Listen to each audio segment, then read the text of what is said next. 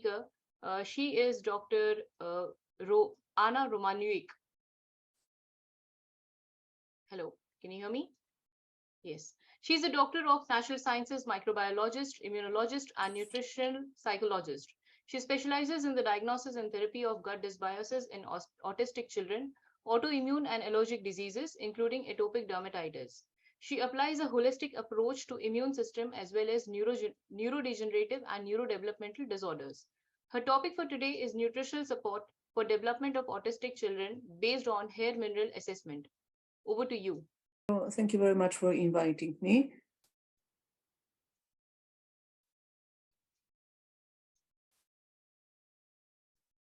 Yes, we can see your screen. Could you please slideshow the screen? Wait a moment.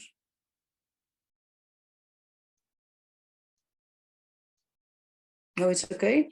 Yeah, it's okay now. Thank you so much. Okay. Today I will be talking about the nutritional, today I will be talking about nutrition to support the development of autistic children based on elemental hair analysis. You already introduced me, so I will skip it. Everybody knows that there is a very big rise in diagnosis of autism. Since 2000, it's almost 200% of increase of prevalence of autism. You know that the brain of the autistic kids is different than this one of neurotypical one. And what are the causes of this rise? For sure, that's genetics, and it's most than 60%, and environment. But today I will be talking to you about what is the link between genetics and environment, and for sure it's nutrition. And I'll give you one example. If you have MTHFR mutation, which is connected to folic acid, methylation of folic acid, and you have a not good nutrition, then you don't have a proper methylation, and the environment is really not very good for you. So you cannot get rid of heavy metals and toxins, because methylation is one of the detoxification process. Here you have you probably know the book of Jacqueline McCandless, Children with Starving Brains. Autistic kids, they mostly are unnourished. Here we have a DNA NutriControl, which is a genetic test to evaluate what is actually the need of vitamins and minerals for a particular child. And as you see, there are some minerals like magnesium. This particular girl needed less magnesium, twice less magnesium than normal. Then iron, twice less than normal, but also copper. But for instance, manganese, twice more, selenium, 3 times more, etc., etc. So everybody is different, and you have to take it into account. You probably have heard about the gut-brain axis and influence of dysbiosis on autism. Microbiota of autistic kids is different than this one of neurotypical kids, and it influenced their behavior.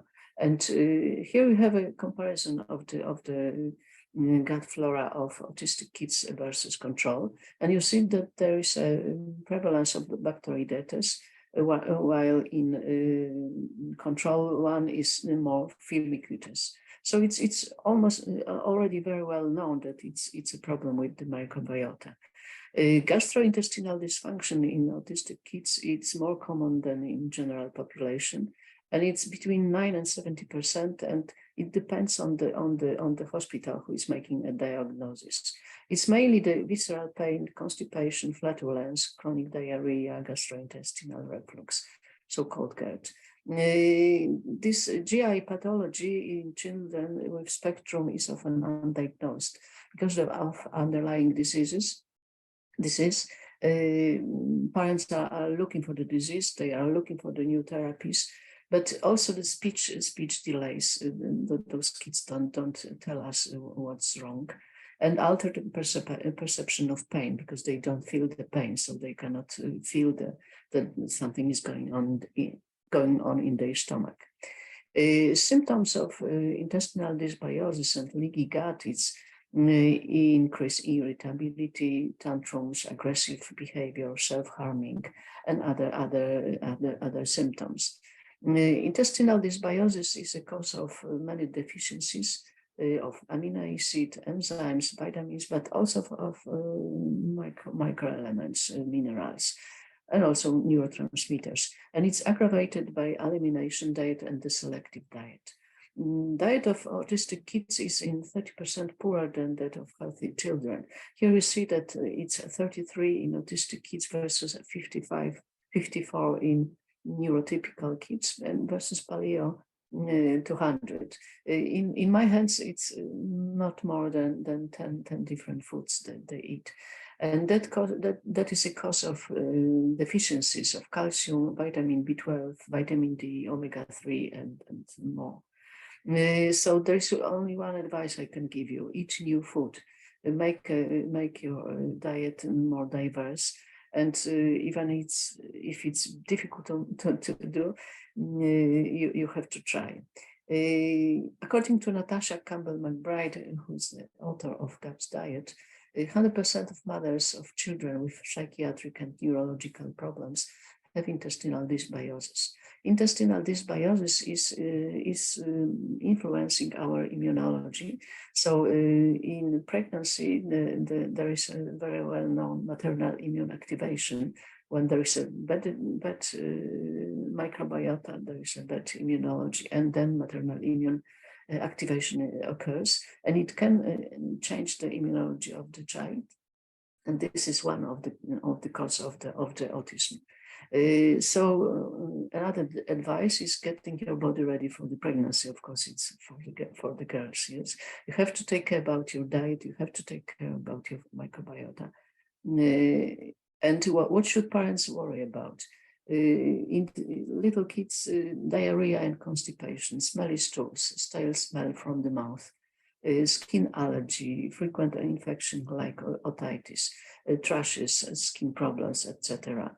But in all the older kids, it's goofy, self-aggression, aggression, drooling, lying down on the stomach, to walking, hyperactivity, isolation, and so on. So if something like this happens, you have to think about the microbiota, which is rotten, and you have to fix it.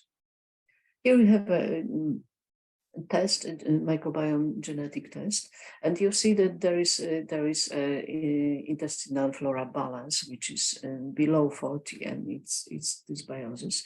And also we have another thing like diversity index, which is also very poor. It can be improved. There are, of course, in this test, there are a lot more information, but just concentrate on those two. And then another test, it's also genetic test of microbiome. You see the severe dysbiosis. So that's something what we see in autistic kids. And we know that autism is in the rise, but what's the cause? There is a change of diet and physical activity in our society. 72% of evolutionary new foods, 75% of population has physical activity below the norm. So we don't move, let's say. Imbalance of omega-3 to 6, high glycemic index and load, increased caloric intake, not in every country, increased amount of antinutrients like oxalates, phytates, reduced amount of variety of foods, I was talking about it recently, decreased amount of fiber, and low mineralization of food. So those are the reasons, and we have to change it because as you see, it's going in the wrong direction. And of course, chronic stress and too much stimulation, too much information, too much TV, mobiles, and laptops, etc.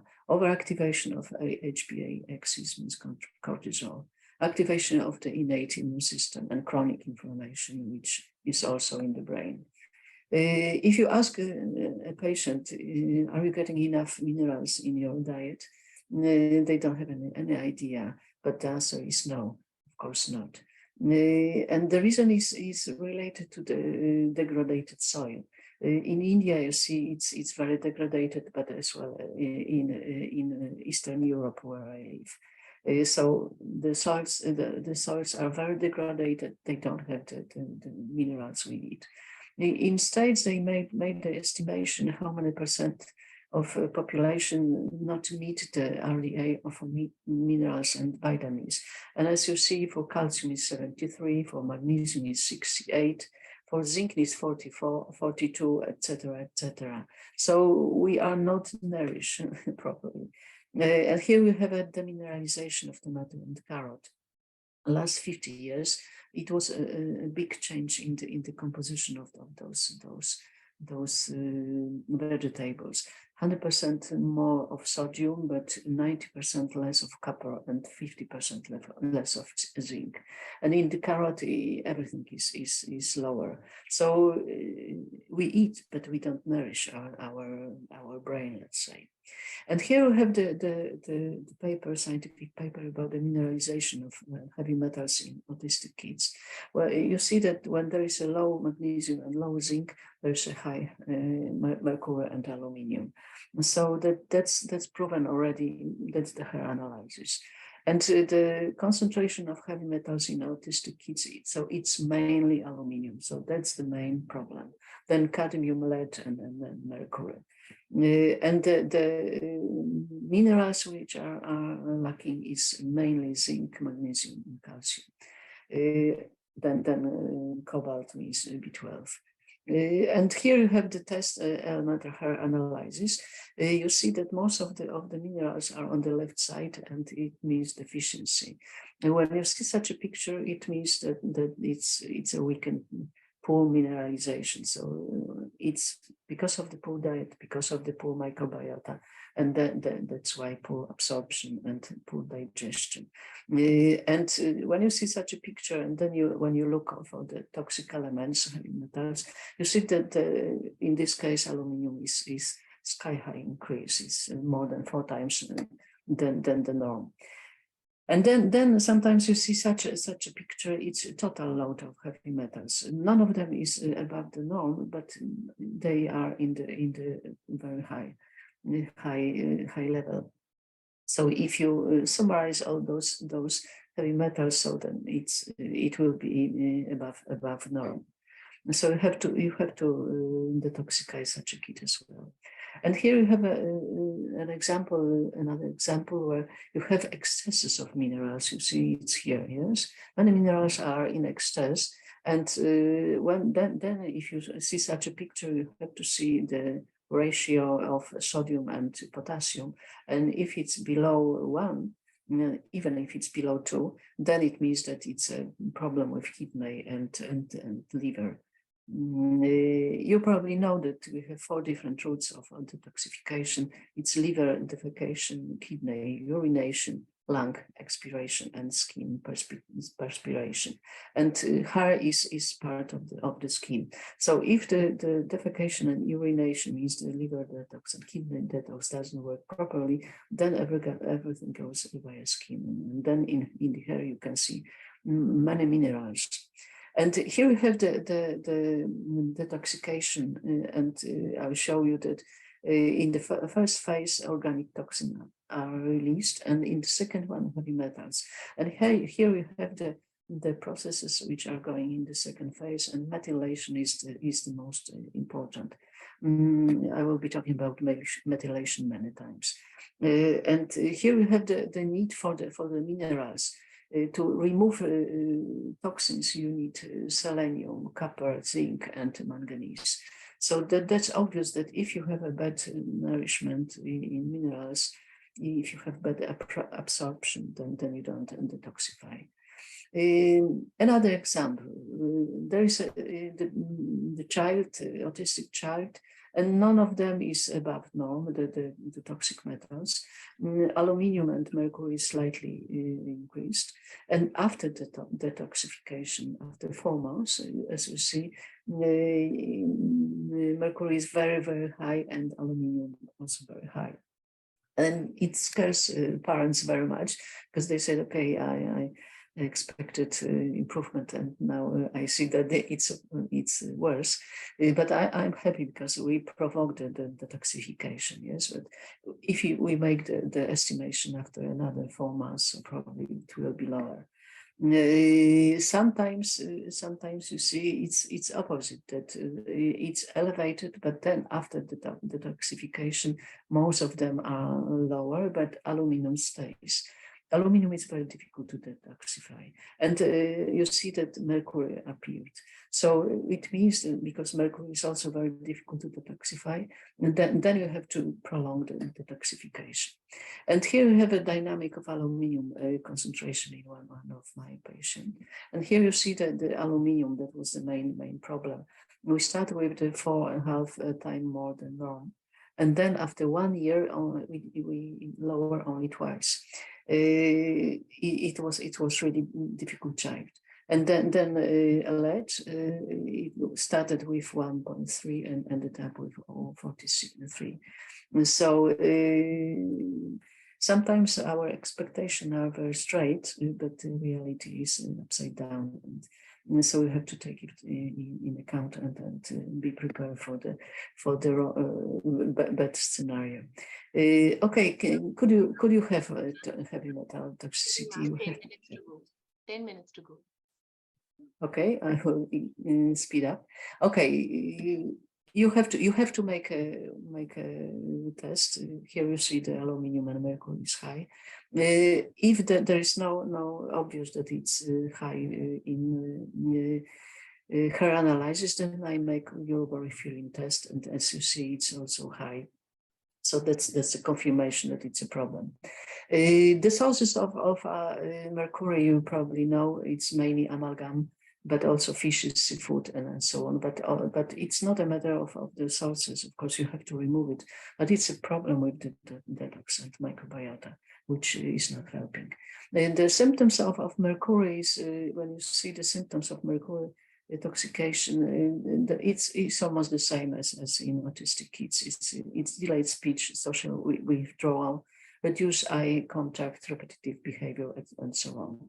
The mercury neurotoxicity is related to the influence on the receptors for glutamate, so-called NMDA receptors. And if mercury is blocking these receptors or activating, then there is excessive activation of those receptors and increase of uptake of calcium, and it initiates neuronal death. So you cannot go on with the toxic mercury, because then you end up with no neurons. I'm kidding, of course.